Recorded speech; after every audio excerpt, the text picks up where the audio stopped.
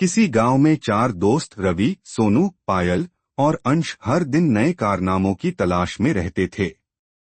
एक दिन खेलते खेलते वे एक पुराने खंडहर में पहुंच गए। वहां उन्हें एक रहस्यमयी चमकती हुई किताब मिली।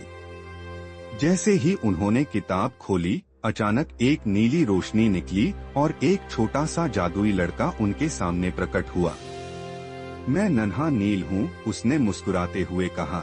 मैं यहाँ सालों से फंसा था। धन्यवाद, तुम लोगों ने मुझे आजाद कर दिया। नील कोई साधारण बच्चा नहीं था, वह एक जादुई आत्मा थी जो अच्छे लोगों की मदद करता था।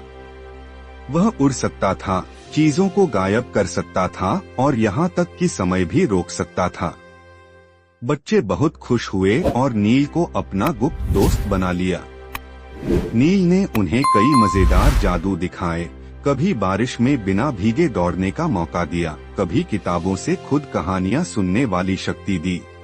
लेकिन नील ने एक चेतावनी दी, मुझे केवल अच्छे कामों के लिए ही बुलाना, वरना मेरी शक्ति कम हो जाएगी। गांव में ही एक लालच भरा तांत्रिक काला दमन रहता था। उसे जब नील के बारे में पता चला तो उसने उसे पकड़ने की योजना बनाई।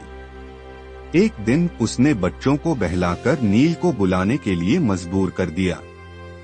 जैसे ही नील प्रकट हुआ, काला दमन ने उस पर अपने काले मंत्र चलाने शुरू कर दिए। लेकिन बच्चों ने अपनी सूझबूझ से नील को बचाने के लिए एक तरकीब सोची। उन्होंने नील की किताब से एक विशेष मंत्र पढ़ा, जिससे काला दमन की सारी शक्तियां खत्म हो गईं और वह हमेशा के लिए गायब हो गया। अब नील को अपनी जादुई दुनिया में वापस जाना था। उसने बच्चों को अलविदा कहा और वादा किया कि जब भी उन्हें उसकी जरूरत होगी, वह उनकी मदद के लिए लौटेगा। बच्चों ने वह किताब संभाल कर रख ली और हर बार जब वे उसे देखते तो उन्हें अपने जादुई दोस्त नन्हा नील की याद आ जाती। दर्शकों, आप ऐसी कहानी और सुनना चाहते हैं तो वीडियो को लाइक, शेयर और सब्सक्राइब जरूर करके जाएं।